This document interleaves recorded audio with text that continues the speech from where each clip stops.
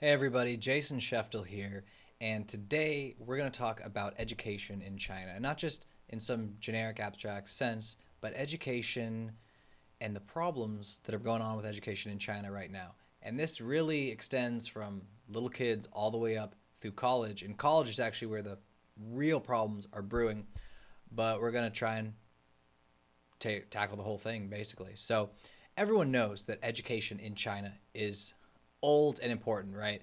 The Confucian heritage, one way people put it, is that there's basically a scholarly, bureaucratic, administrative class for thousands of years in China. This is the way it was, and they got a lot of things done for the central government. There was a comprehensive examination for at least 1500 years. And this is sort of the system everybody knew for hundreds of years. China, the mandarins, the bureaucrats, Confucianism, all this stuff was integrally part of China, right? It was really a part of the basic structure of the Chinese political state for as long as the basically bureaucratic administrative Chinese state had been around. So we're looking at around over 2,000 years, around 2,200 years. It's a long, long time. And it's very, very embedded in Chinese culture and history and society. It really is just a core feature of China. And it's very different in a lot of ways in the United States, where there are actually a lot of similarities, but the United States has not been a super educated place till basically 1940s, 50s. There was, at least not in a sort of graduate type level. The idea behind the Chinese sort of Confucian system is that there was actually a administrative class that would go to a central university and do all these tests, do all these examinations, and be able to administrate and be magistrates and be judged and all sorts of things all around China. There'd sort of be the eyes and ears and fingers and limbs of the Chinese imperial state wherever it happened to be all around the country. The United States was very different. Things were much more local, and it wasn't until the GI Bill, late 1940s, 50s, that you started to get the mass expansion in U.S. sort of graduate and postgraduate life, which has caused all sorts of problems, good things, but also a lot of problems increasingly in the United States. So that's kind of a difference, right? It's much bigger in China. In the United States, it's become extremely important because basically education, formal college education, has become a substitute for other milestones in human life. And in a lot of ways, it's just become the next step in a classic leave your family type situation, right? This is basically, you go to college because that's when young Americans leave their family for the first time in a lot of ways, in a durable way. It's become a milestone in the human life cycle of basically an American, and increasingly, and not increasingly, but in a lot of countries it's also similar, but also different in Europe and other Latin American countries, especially where you stay more at home.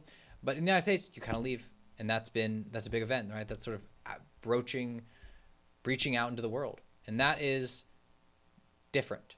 That is kind of a special thing for the United States. But the way that things are trending in China and in the United States looks relatively similar in a lot of interesting ways. Even though there's this different history, even though the U.S. is more recent and less substantial in a lot of ways than China, what we're looking at is a basic sort of problem of these sort of late industrial societies. And so I'm going to get into it really quick. And what we're basically seeing in China is that the place that in the 1990s had not that many really college graduates, really a tenth of as many as they have today, is now seeing an insane number of college graduates.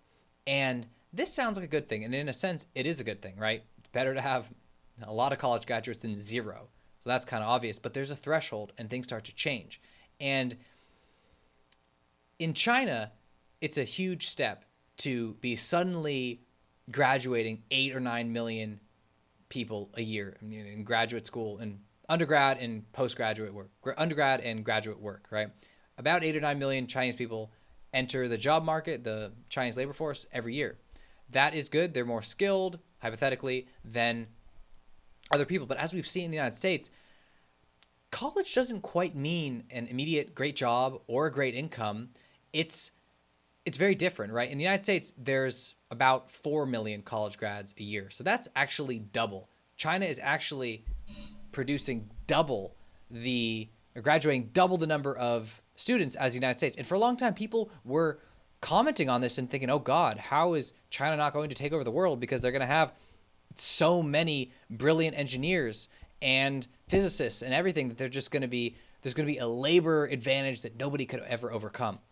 But that, kind of like a lot of other things, isn't really right. And in general, countries that have large populations, that doesn't make you wealthy or very impressive. In most cases, it makes you really, really hampered by the costs of dealing with your large population. And educating them has always been one of the hardest costs and the most difficult things to do. Just getting everybody into a school, and to even get that many people into college and out of college is a major achievement in China. But now what's happened in China is what you see in the United States, where, yeah, you got a lot of people in these universities and you're getting them out, but are there jobs when they come out, right? Can your economy really accommodate or absorb all of these college workers? And are they really getting something with their degrees, right? Are the degrees actually giving people marketable skills, or are we just seeing more of a signaling function than a real sort of substantive development of people in these universities, right? For a long time, people have argued that in the United States, you're basically just getting a quick IQ and conscientiousness exam, and then you're kind of muddling through college or finishing college to show you can do it. Basically, you take an IQ test to get in, and you do your conscientiousness test to get out of college in the United States. And that's been known for a really long time in a lot of sectors, particularly in the corporate sector. But we've just kind of moved on with it because it's what you have and it's what you know. You stick to the institution you have. But things are very different in the world we live in, and China's starting to really experience that as well. And for China, there's sort of a problem on two sides. So China does educate lots and lots of sort of STEM people every year, but there's also a problem because, well, one, China is cracking down on its tech sector in a big way. And so the same way that a lot of people in the United States are motivated to do some sort of technology adjacent field, or to do science, right, math, computer science, whatever it happens to be, they're imagining themselves working at Google or Apple or Microsoft or Facebook or wherever it happens to be, where they think they can have a great life, make a great income, maybe have a great liquidity event if they're part of a startup and they go make lots of money. And that's a very motivating thing to do, right? It's a good reason to actually go to these universities, suffer through all these years, to have that skill set, to have that, not a guarantee, but that good opportunity to get to land one of these coveted positions. But the problem in China is kind of just like what you see in the United States, where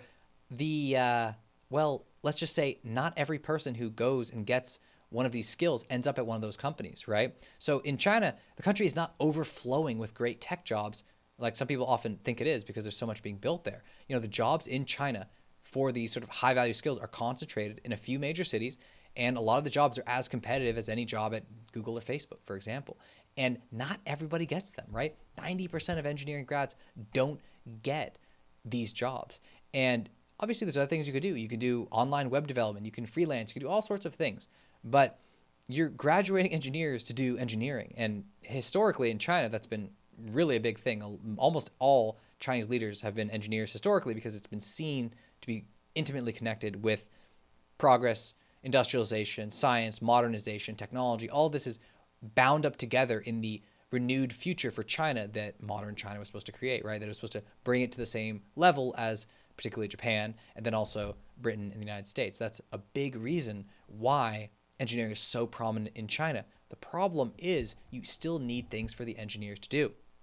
So the top 5 highest paying jobs in China that you get out of college, they all relate to computer programming and computer engineering, right?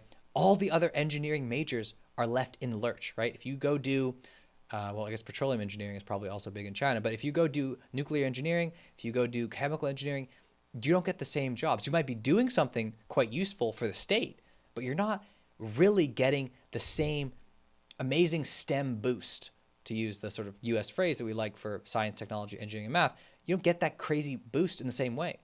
And that is a real problem, and especially in the United States, where we think that STEM will solve everything, right? The more science, technology, engineering, math grads you have, the more all of your problems will be solved. Theoretically less, yes, if you could actually get firms to use this talent with the right capital and the right ideas and the right execution to create new things and solve serious problems, yes, that would solve a lot of problems. But that's not actually what we see all the time. You see a lot of people burning out of STEM, and you see a lot of people in China also burning out of STEM, just in the degrees themselves. Right now, everyone always associates China with math and technology, and a lot of Chinese people who are studying in the United States at various universities for a year or whatever, they are also obviously often studying math, technology, science, stuff like that. But in China, the second most popular degree is literature, and the fastest growing major is law. That sounds a lot like the United States in a lot of ways. And this is also part of why China in general is trending in a very US direction. We have a very weird thing going on where, particularly in the 2010s, the United States started to think, oh God, STEM, science and technology, engineering and math is the answer to everything. We've become too loosey-goosey. We're just all learning to read and not do anything, and that's no good. We need to go to some more harder substantive stuff. That was a big push for in the US education sphere. In China, it was the opposite. In China, they were thinking, oh God, we have all these science or engineers that haven't been taught enough creative thinking. They're not seen as incredibly valuable on a global marketplace. So when Chinese engineers were competing with British engineers or French ones for coveted spots at global engineering firms or major global firms that required engineering talent, it wasn't they weren't as competitive, right? So anyone who's actually learned Chinese or been in highly Chinese environments, you'll know that math in particular is learned in a very rote memorization way, right? Kind of just how you learn Chinese characters. Often you sort of have to drill the sounds and the tones into your head. With math, you're doing something very similar where you're drilling a lot of formulas and a lot of equations, and you can get extremely effective at it. But the real problem that all economies are facing isn't necessarily ideally you should know how to read and write and use words and numbers and pictures, basically. That's kind of the simple way to talk about it. But the deeper problem isn't whether you focus enough on math or whether you focus enough on creative thinking. You need to be creative, right? You can't solve these problems without using the engineering chops to do something innovative and creative, and that's very, very helpful. So in China, which had sort of overemphasized the engineering side of things, the rote memorization math element to it, it decided, okay, we need to make more of a creative element to the way we're doing our schooling. And it hasn't actually been very successful, just mainly because China is so large and it's very hard to do. You can get some of this at the top schools, but another big problem is just that it's so competitive in China, where people don't quite realize how important education is in China. I tried to allude to it right at the beginning of this video, where I was talking about how this has been around for thousands of years, right? It's really big and really deeply embedded in Chinese history. And today that manifests in the obsession of every single parent in getting their kids into the best school, into getting them the best tutors, into getting them the best online training, to getting them the best materials, into getting them the best score they can get on their exams and the best results in the university, and eventually the best jobs that flow from these top university from these top university positions. And that is top to bottom the way Chinese basically social structure is structured, right? There's this deep reverence and emphasis on education. And the reverence side is a very good thing. And it's not bad to value learning and knowing things, right? In some general sense, like it can really improve yourself. And there's a whole Confucian idea of improving yourself. And the idea would now be called like a gentleman type thing, the way it was described. But it was very much a broader, holistic sense of how to improve yourself as a person, integrate with the community, do good things, be useful, be this, be that. All very good. Problem today is it's now part of a large, kind of endless social striving, competitive, hyper competitive atmosphere. So this is kind of like Japan and South Korea, where in both of those countries, which also have what's called a Confucian heritage, which I'm not trying to say Confucian like people don't know the word. It's more that's often not the best way to think about it. But there's a similarity to the Chinese sort of administrative state heritage in those countries. And in those same countries, you have particularly these really big high school exit exams that everybody studies for, everybody tries to do their best on, and that basically determine a lot of your future and life in these countries. And it's a huge thing. People commit suicide, people go crazy. In China in the 19th century, a giant civil war formed because one guy failed his entrance exam basically 3 times, and that led to a massive civil war for various reasons, but which I'll probably get into another video because that's one of the most crazy stories in all of Chinese history. It's actually a really interesting story, but that's for another time. The key thing today is that now when you have everybody pushed into education at a massive China scale, right, where you're graduating 2x the number of people, what you see is a massive hierarchy in the Chinese educational system, right? So just like there's the Harvards and the Stanfords and the Columbias and Cornells and everything at the top of the U.S. educational pyramid. Same thing in China, where you have a couple great universities and you have lots and lots and lots of other ones. And what you're seeing in China is mass underemployment among college-educated grads. And this is, again, very similar to the United States, but it's also more dangerous and more covered up. But it's really key that we all get a handle on the fact that education, the way it is marketed and the outcomes it gives, these two things are very different.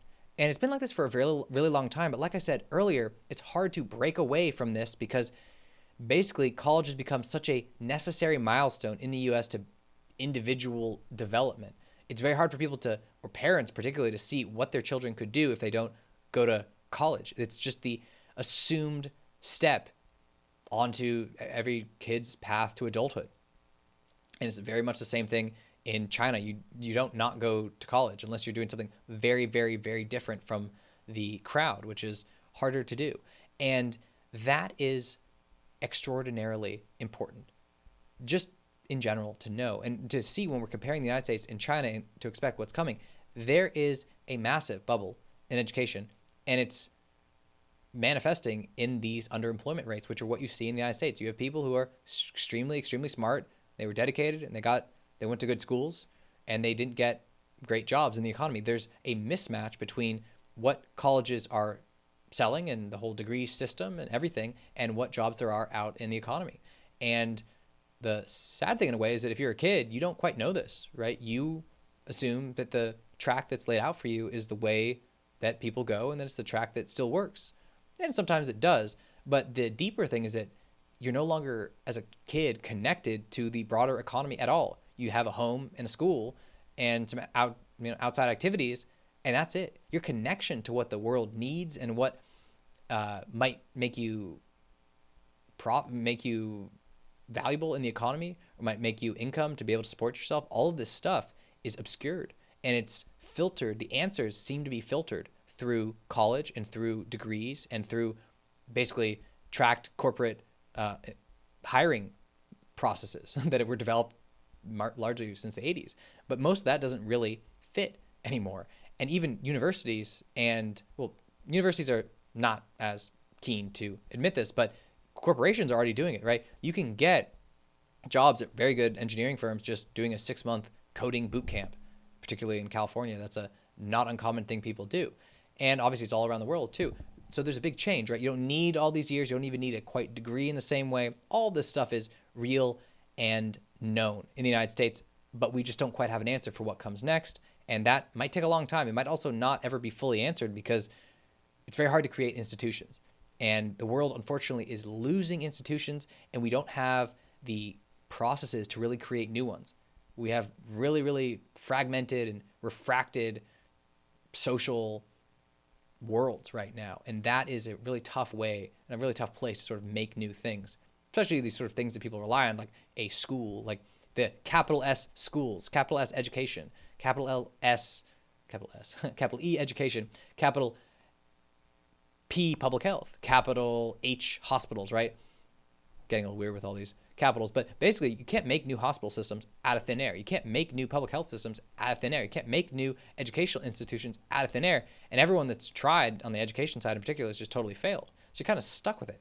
And in China, this really matters because this long history of education in China is so important today because it is one of the major fissure points in China. So all of this obsession and investment in education of all the parents with their children, with their one child particularly, this is huge. I mean, this is so core to everything people are thinking about and focusing on in their daily life.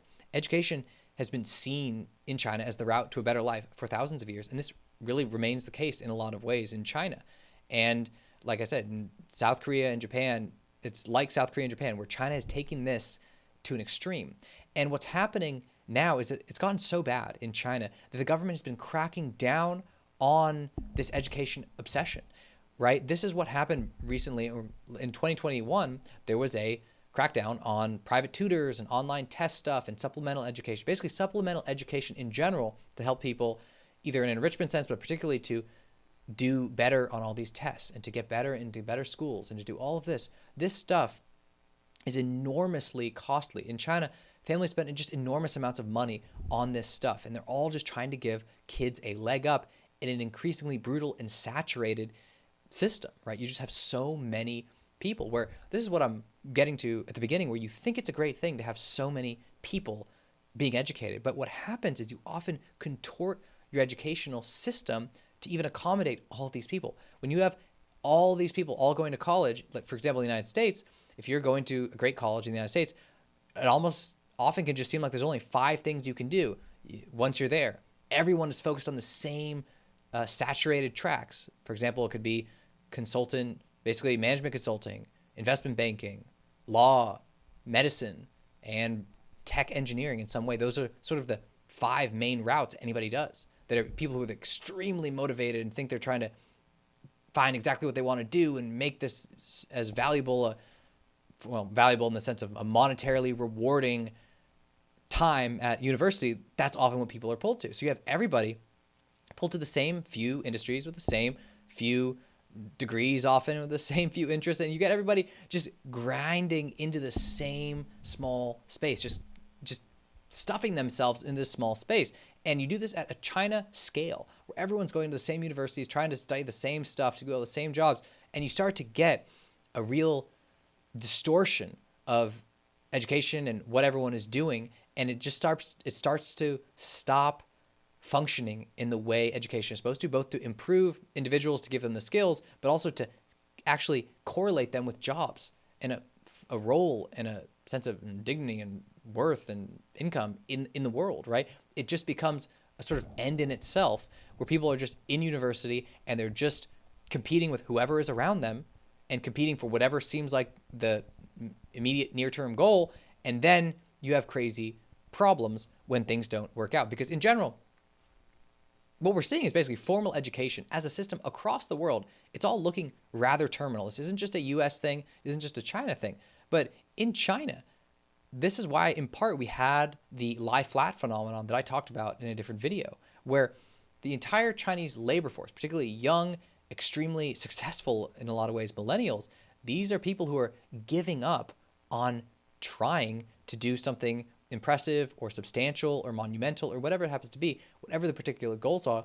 These goals are all being diminished because the many years of effort to get into the great schools, to get into the right program, to get the job interview, to then later get finally the job in the company and to be working your way up, only for the company for you to lose your job, for things to not pan out, for the liquidity events to be gone, for all the seemingly low-hanging fruit in this sector to be taken. This is what you're seeing around China, and it's a very bad thing, and it's deeply, deeply connected to the educational system, which, like I said, is experiencing things like this all around the world, particularly in the United States. Europe, it's a bit different. In France, you get free education, and it's a very different thing. They have also a separate hierarchical educational system, relatively similar to China, but that is the way it is all around the world in varying degrees, and particularly in these advanced industrial economies.